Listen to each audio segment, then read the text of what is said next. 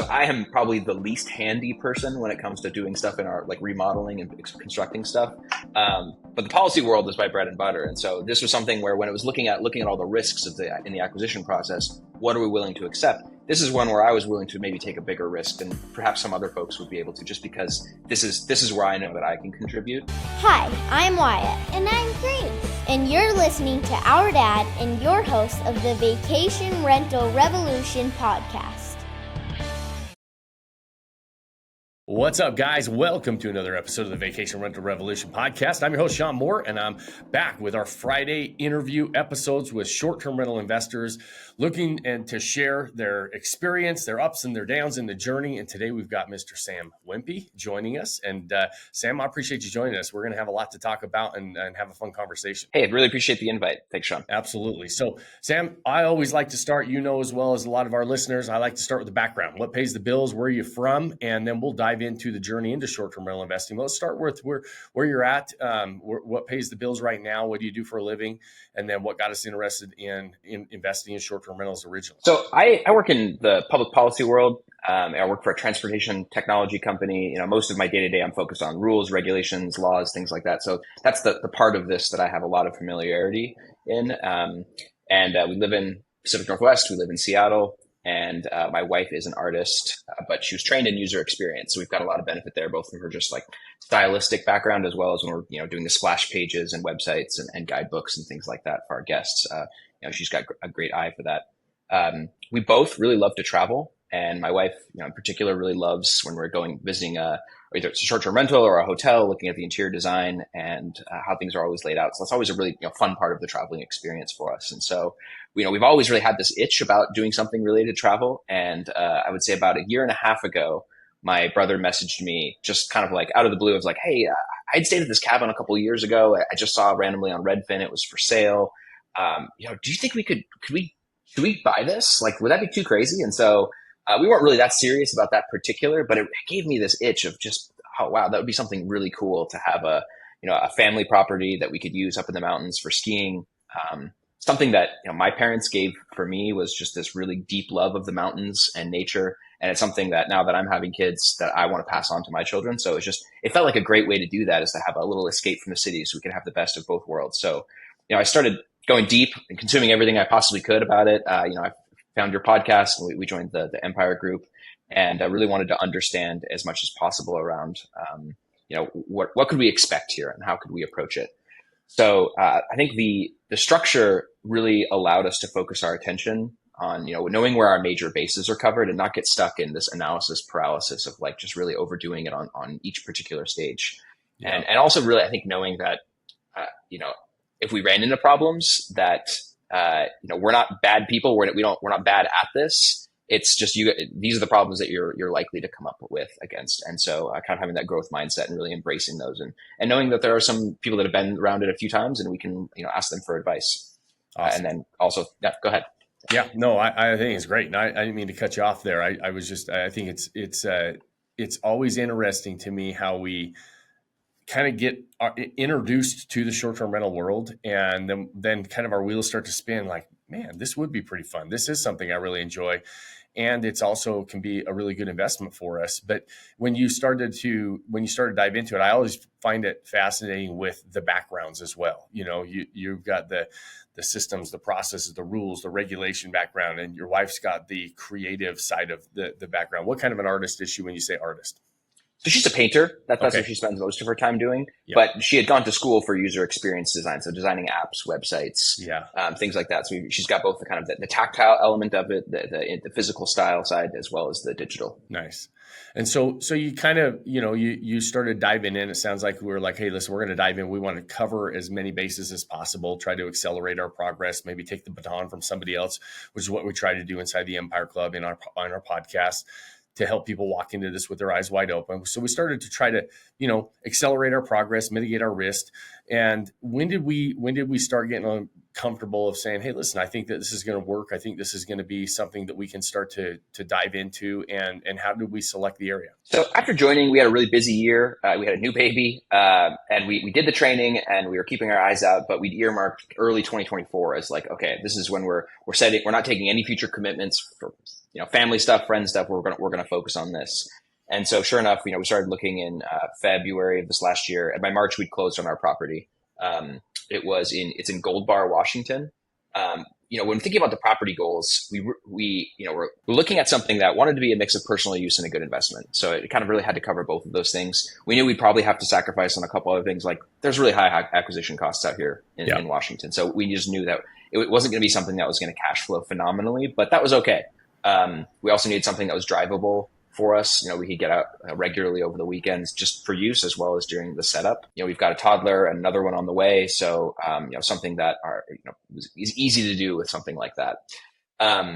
So we met with several real estate agents and we found one that was a really great fit. I mean, he immediately knew what we were looking for. And after a couple tours with him to some different locations, he caught wind of one that was about to go on the market, and we could see it early. And I think that was just thinking about having that advance notice really allowed us to get the jump on it. We were able to start running the numbers really early on before everyone else. And basically we had an offer ready before they had their first showing formally. And so I appreciated the advance notice there. And it happened to be an existing Airbnb already, but it was having some challenges. I mean, it during kind of the boom times of Airbnbs, it did really well, but it had kind of started to tail off. And, we saw a lot of potential when we went and looked at it, but it was pretty obvious that they were competing on price. And there were several other properties around there that were, doing the exact same thing and just wasn't standing out from that perspective.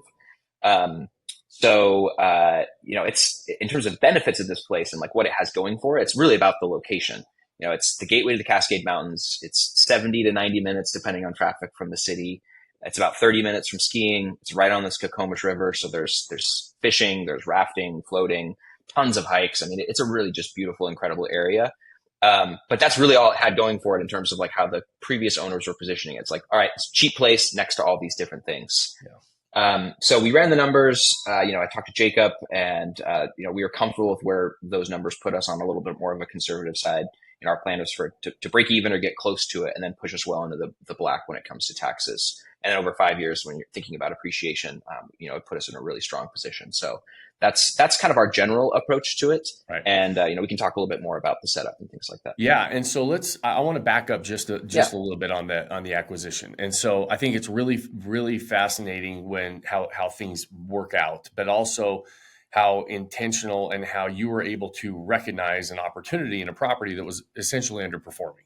And I always say, that's really not accurate. I shouldn't say a property is underperforming, because I don't believe most properties underperform. I believe they perform exactly how they're set up to perform, right? And if you have a great property, great proximity to some amazing outdoor settings and some amazing things, like you said, it's just a beautiful setting. There's a lot of things to do, and that's all you have going for you. Well, so does all your neighbors, and you're just competing on price. You mentioned competing on price. That's not something that a lot of people realize, that you don't have to necessarily do that if we can raise the bar in other areas, right? If we are able to give the guest a real good reason to book and pay more for something that is similar, right, in proximity, but a better experience, they're willing to do that. The other thing that I think is, I'm curious, it sounded like when you guys ended up buying an existing short-term rental, you were able to see the opportunity that, hey, listen, it had some good times during the boom, and then it's just kind of getting its fair share of business during as things start to shift back around. But you say, okay, I know the potential here. I feel like we can see where we can raise the bar. Were you very intentional on picking an existing Airbnb, or were you open to either or? Like maybe it didn't have to be, but that just happened to be what we acquired. We were looking at both. But after we started, in comparing both, it just became a lot more appealing as our first one to take one that was underperforming, and just, thinking that we had the vision to be able to really level it up. So, we were considering a couple other ones that had pretty strong numbers as well, but they just would have, the setup would have taken a little bit longer. And so it was the timing just all lined up really nicely with this existing property. Nice. And I asked that because I think that if like right now in the market, the end of 2024 going into 2025, I believe that some of the best opportunities are existing short-term rentals that are really good properties, really good proximity to, and really good locations. and they're just underperforming because they don't know how to raise the bar. And I think that because they underperform, the sellers are also willing to negotiate. They're willing to, because frankly, it's a problem for them. They want to get Mm-hmm. rid of their problem, and it's unfortunate, but there's a lot of people who jumped into the game and rode that wave post COVID, had a lot of income, and then they're struggling and they don't know what changes to make to not struggle. And for us investors that are out there, we're serious, we're in it for the long term, we know how to raise the bar. I think there's some really, really good properties that are actually set up and furnished really nicely. And we just have to come in and do the final 10 or 20% to get that extra boost and operate toward the top of the market. And so when you guys recognize that, talk to me a little bit about the setup. Like, what all did you recognize you had to do? What did we go in and do? And how did that work? Yeah, I mean, really what it looked like was like a cabin anywhere that someone had just furnished from like Home Goods. Right. They'd gone into the discount section and just grabbed like your basic, hand lettering art and, random photos. Just, it had no coherent feel. It had a name and a brand, but like other than some names on the wall, it didn't feel like a brand. Right. So what my wife did a really excellent job of doing is like, okay, we want, and she talked to Mike at the Win group and really got a perspective of like, okay, if people are coming to this area, you want things that are going to show up really good in their photos. So as they're making memories in your spot, they can see themselves making those memories. And what are the things nearby that we can really show off. So what she did is found a bunch of vintage photography, mostly postcards, on eBay, and using her design background was able to blow them up to like really large sizes while keeping the the resolution really strong. And so we ended up with these really cool classic photos of the area, like not just like the mountains in Seattle, but she found the old train station in this small town that we're in. She found, old logging photos. And so the house just feels more like it's a cabin in Gold Bar that's very special for that, and not just a cheap place you can go that you're 30 minutes from, the ski mountain. So we got some really cool vintage photography of like the ski mountain, of people in like cool throwback outfits. And it feels so much more of a fun place to be in now. So that was one element. And then given that it's Seattle, there's a lot of remote workers. We knew that one audience in particular was, people like us, families that, one of us can work remotely. There's a little bit of flexibility there. You might want to skip out of town like Thursday night, Wednesday night, maybe work a couple days remotely. So they had a nice room that was not really that well set up when we bought it, but we basically made it like a Zoom room, like kind of office area. It's got a cool background now so that when you're on Zoom, your coworkers don't necessarily know you're on vacation, but hey, it looks like a lot cooler of an office than maybe you were at before. And so you have both elements now. You've got this really cool, styled property, and then people can see themselves working there for a few days, getting off early from work and doing a hike, those few days. So we were able to really increase our kind of end of week bookings and not just the weekend bookings as well. Awesome. And so what about your case goods, like the furniture, like the sofas, the beds, all that stuff? Were you able to use a lot of that stuff still? We kept a lot of the main furniture. Their couches, they had a nice leather couch in both of the rooms. They had, decent beds. We did sleep on the mattresses a number of times and, put some extra things on those. But for the most part, those things were okay. It was really the decorating, the landscaping, the photography, the marketing, really stuff that we felt like we could do a good job of upgrading. And then we did some, some cosmetic stuff. We added some wood paneling in the living rooms to make it feel a bit more warm. We made some changes to the kitchen. They had a ton of cabinets. We took those down, we opened them up, made some like more open storage for the plates, and just made it look a little bit more modern there. Yeah. And that just all shows up so well now, like in the photography, and our guests really seem to enjoy it. And we've had a number of people ask us about the wood paneling, which is not anything I had ever considered any in my life. Like, what kind of wood did we use for our wood paneling? I never thought I'd get a question like that, but it's turned out really well. That's awesome. And I asked that question too, because I want the listeners to realize that a lot of times it's not going in and putting in a ton of amenities or really changing these properties. A lot of these properties are furnished, like you said, they just look like they've got good furniture, but they've got artwork from Home Goods or one of the local stores, and everybody just kind of has the same run of the mill stuff.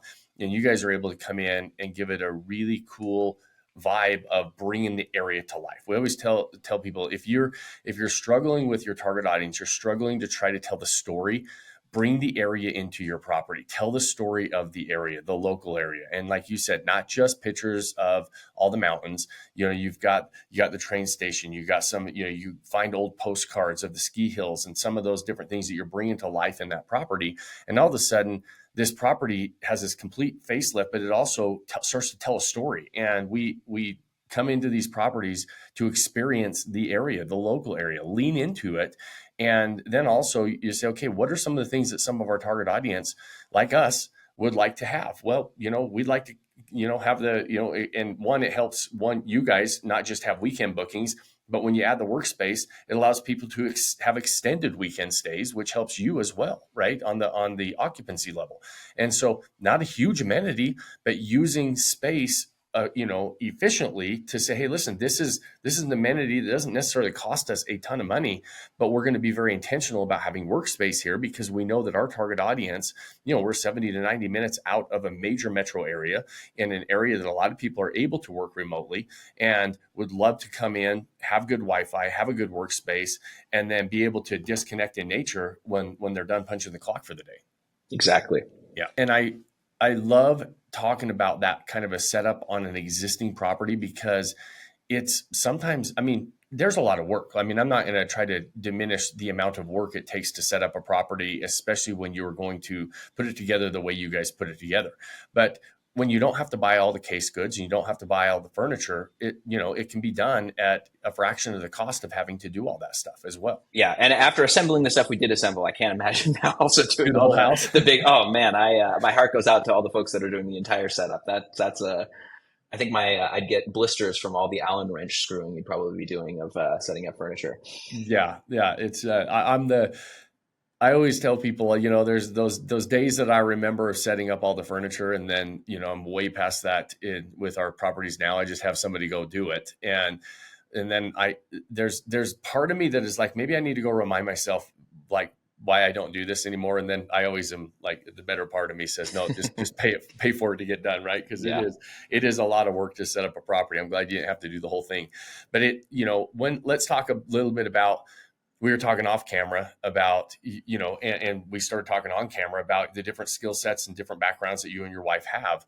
And we started saying, hey, listen, as you are setting this up, and we talked about, and you were mentioning how fun it is to kind of see each of you in your own element as this is kind of becoming and putting together, and you start to appreciate each of the, different strengths and skill sets. Talk to me a little bit about that. Yeah. So I think we've all had, especially, folks with kids that like, you put so much effort into your family, and then when you go out for a date with your wife, you end up just talking about your kids the whole time, which is great, but you don't have a shared project the way that you used to before kids. And this was a really, it was a hard project, but it was really kind of magical in a lot of ways to see, this, to have something we were working on together. And then, we would be looking at, she'd be picking out colors for, a certain room, or, the accent pillows and stuff that I would be like, just totally reacting to, and it would like stress me out. I could just feel my like heart rate going up, and she'd be like, oh no, this would fit here. And just watching that happen and be like, wow, this, my partner's actually incredibly good at this. And I these are all things I knew, but it was great to be just reminded in the moment. And,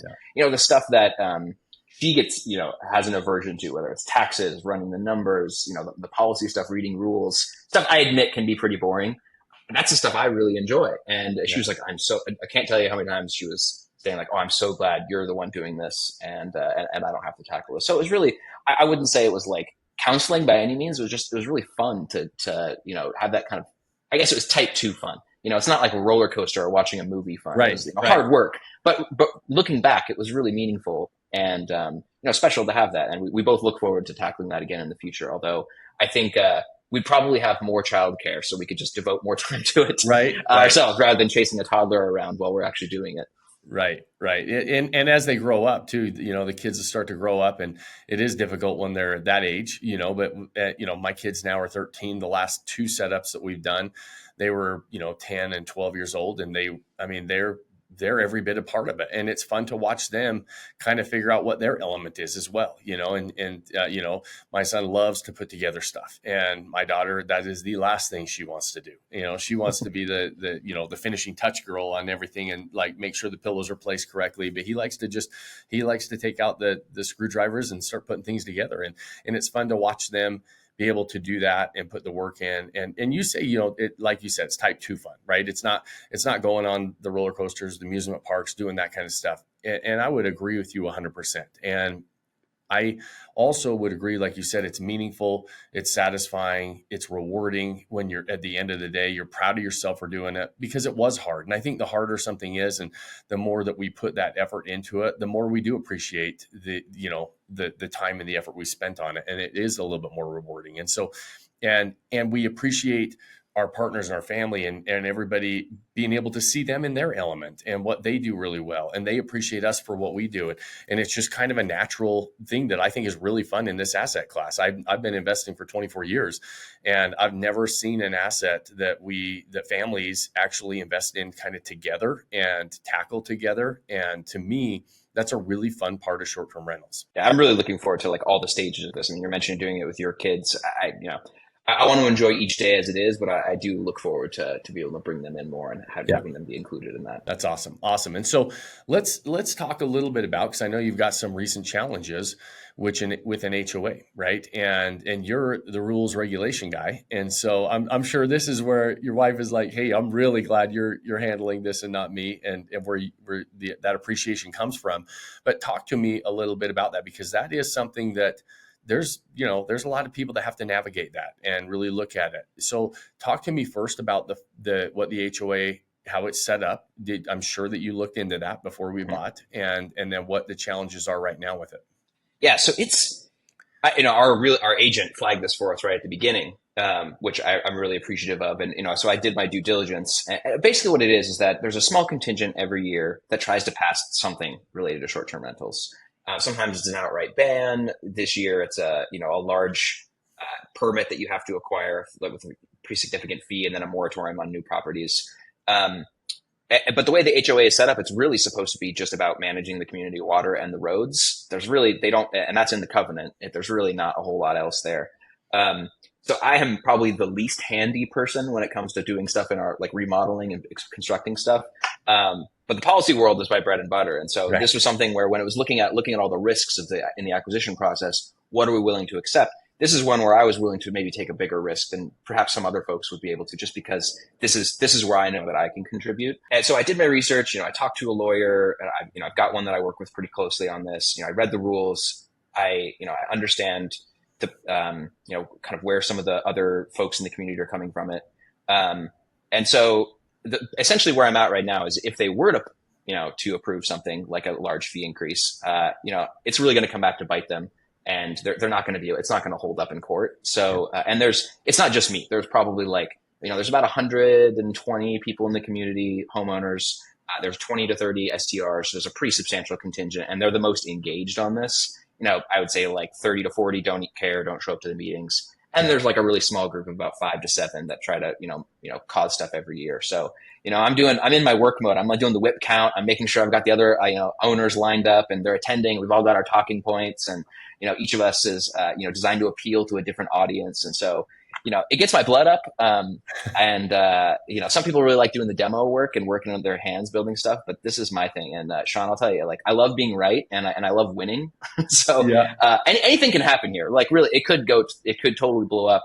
But I think what I feel a little bit better about is I've got a couple degrees of contingencies of what happens if they do pass something. We can handle it in the short term. We've got a couple steps with our lawyer that we can take. And I feel, it's like poker. I feel like I'm going into this with a pretty good hand. And, I know that you win some and you lose some, but ultimately, if you know what you're doing, you can be a lot better set up. That's awesome. And I'm the guy that likes the handyman type of guy. I like the wrench in my hand as well. I like working with really smart guys like you that understand the policies and the rules and regulations and that are super competitive as well. They're not willing, they're like, hey, listen, we understand what we're doing, and we understand what you're trying to do, and you are or aren't able to do that. It gives me a lot of confidence, because I always hire guys like you, but I always stress the importance of really understanding. And if you don't understand it, get somebody who does, right? And when it comes to the rules and the regulations, because 2022 was kind of that year where,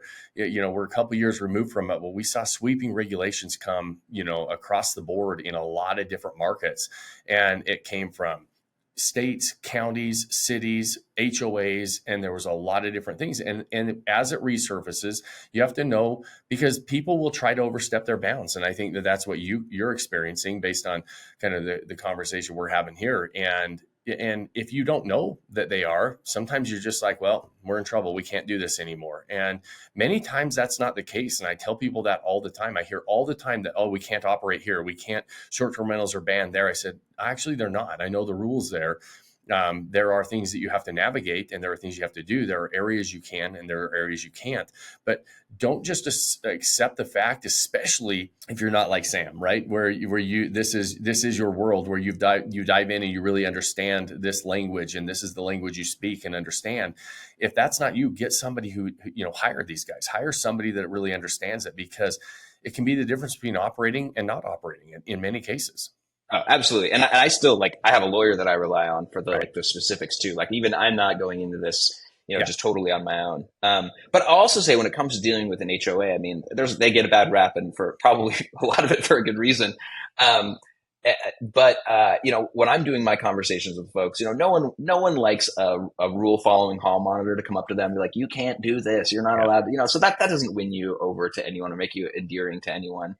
So I've been really just trying to see a lot of their perspectives on this. What is their concern with having short-term rentals in the neighborhood? What is it? Can we come to a common ground here without bringing in rules and permits? And so with a lot of them, we have won a number of folks over, just like, let's just talk about the concerns and make sure that everyone's being heard and feeling heard. Yeah. I would love to put an exclamation point on that point. I mean, it is so much easier than just to have those conversations, instead of just drawing a line in the sand saying, nope, I'm right. I know what the rules are. You can't do this. We can do this. And sometimes it's just like, well, did you have a bad experience? What are the concerns? We want to be great neighbors. We probably have many of the same concerns in how we're setting up and screening guests. So let's talk about it. Right. It's amazing how far you can get when the conversation starts like that. Yeah. And then it would end up being something pretty small too. Like, oh, they don't want guests parking on the street. Okay, cool. We'll make sure everyone parks in the driveway. That's like very manageable. Exactly. And it is funny how often the common ground is already there. Like a lot of times we as hosts want and don't want the same things as those people that are worried about short-term rentals, right? They're like, we don't want parties. Well, yeah, neither do we. We don't want parties in our house. Yeah. Right. So here's what we're doing to mitigate that. And if you ever see it, please let us know. We'll shut them down immediately. And, and they start to feel comfortable that, oh, that's, we kind of want the same things. I mean, that's kind of the world today, right? It's like there's this right and the left, and everybody's just at each other's throats. It's like, we pretty much want the same stuff, you guys. Like, let's just like kind of figure this out, right? Yeah, exactly. So, it kind of goes across the board. So this is an awesome conversation, Sam. I love it. And you guys when I look at your listing, and you guys that are listening to the show, you always know we post these listings because I always say success leaves clues. So go check out this listing there. But your listing to me has it is very obvious who your target audience is. It's got a very specific vibe. And that is what we always say is one of the most important things to be able to raise a property toward the top of the market. And so I could tell that you guys were very intentional about that. You mentioned something before, said, hey, we kind of are our target audience. We're and I always say that it's easier to set up a property when you are the target audience as well. And you guys took the lifestyle photos to another level. And I always say that it's a difficult level to take it to when you add people in your photos, right? And I've seen a lot of people try to do it, and a lot of times they make their listing worse. You guys did a great job with it. Speak to me just a little bit about that, because that's a rare thing that many people are able to pull off. In fact, I don't suggest a lot of people do it because I think it's harder to do than most people are capable of doing. And so we usually stop at like the point of view type photos, and we set a bunch of scenes. But you guys have the scene set, but you also brought in people to the photos, and I feel like you did a really good job with it. Talk to me a little bit about that as you made that decision. Well, thank you. I appreciate that. I'm glad it came through. A lot of the credit here goes to our property manager, she's been really amazing. And one of the benefits she brings to this is just her deep connection with local influencers, particularly folks that are just really into cabin stays throughout the Pacific Northwest. Like that is their vibe. And so we knew that when people are thinking about spending time in the mountains, their first entry point is usually through influencer content. And they all have kind of the good ones have a particular look. And so we wanted that to feel the same when people are looking at it on Instagram and then looking at our property. It feels like it's from the same family of content. And so she helped us find a number of photographers and content creators. And we went through a pretty extensive list to find one that really fit us. And then it was just a conversation between us and the property manager and the photographer of the shot list, what we were hoping to, the things that we thought were worth emphasizing, and they came there with their own too, which a lot of them were things that we missed that look great now. And I'm glad Right. that they called those out. And so it was just make sure you find good people and that they bring a similar perspective as what you're going for, and then let them do their best work. Really, that's what it is. Absolutely. I love that. And people always ask us, say, hey, should we let influencers stay in our properties? And they've got X amount of followers. I said, the influencer is not valuable to you necessarily for the followers. They're valuable to you because Totally. they are influencers and content creators. And if you can use the content, they're really good typically at shooting scenes and content. Specifically, if you say, like you said, these are influencers that your cabin, your stay fits into their story that they're always telling, right? And they're good at telling that story. So let them come in and do their work. And I appreciate you going through that, because it is rare that I get to talk to owners that are operating at the top, and we have these conversations that we're able to pull that off. And many people want to pull it off, and it doesn't just happen by accident. It's not grabbing a group of your friends and taking photos. Like these are professional content creators, influencers that are there for a specific reason. And like you said, you have some ideas of what you want to do, the look and feel, but you already kind of know that they're going to hit that based on who you select. And then they come in and they do a good job of really selecting the scenes that they want to shoot. And the scenes they want to shoot usually work really well for your property, and it turned out really well. So congrats on that. It really does look nice. Thank you. It is something that is a lot of people want to do, and it's difficult to do. And you guys pulled it off really well. Thanks a lot. I really appreciate that. Yeah. Awesome. Well, listen, Sam, we're going to wrap up today. The last thing I always want to know, we talked about a lot of different things. We learned a lot of, kind of how to navigate different things, what you guys were looking for in your journey. And I always appreciate you sharing it. These are really valuable conversations for a lot of people to listen to. They're so valuable for me. I learn something every single time I have these conversations. And so I always appreciate it.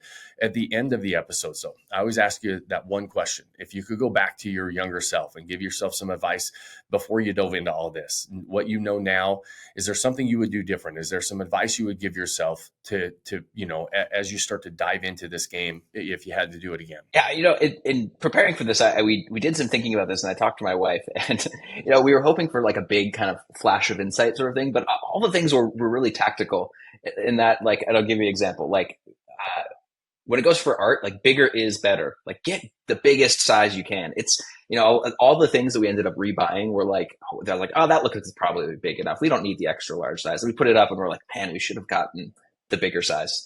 And kind of related to that, don't aim for the stuff that you would necessarily want as perfect in your own home. Like this isn't your forever home.